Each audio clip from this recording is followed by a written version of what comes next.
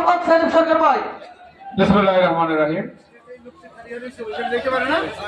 24শে আগস্টের নিহত স্মরণে আর বৃক্ষরোপণ সমাবেশের সম্মানিত সভাপতি, যিনি আজ এই সমাবেশে নাও থাকতে পারতেন, একমাত্র আল্লাহ তাআলা এবং আমাদের সকলের দোয়ায় আজকে উনি সভাপতিত্ব করছেন আমার শ্রদ্ধেয় বড় ভাই আহমদ হোসেন তালুকদার।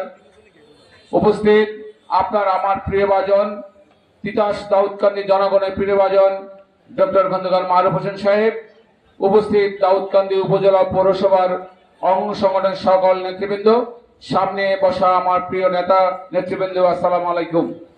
সময় নাই, শুধু এটুকু বলবো, এইভাবেই যেন প্রতি বৎসর আমরা এই শহীদদের স্মরণে বৃক্ষরোপণ করতে পারি সে আশা রেখে, এবং আগামী 5ই আগস্ট যাতে আমরা একটা মহাসমাবেশ মতো দাউদকান্দি উপজেলা ও পৌরসভা সম্পূর্ণ করতে পারি, আমি আমার দাউদকান্দি উপজেলা ও পৌরসভার সকল নেতৃবৃন্দকে দৃষ্টি আকর্ষণ করছি।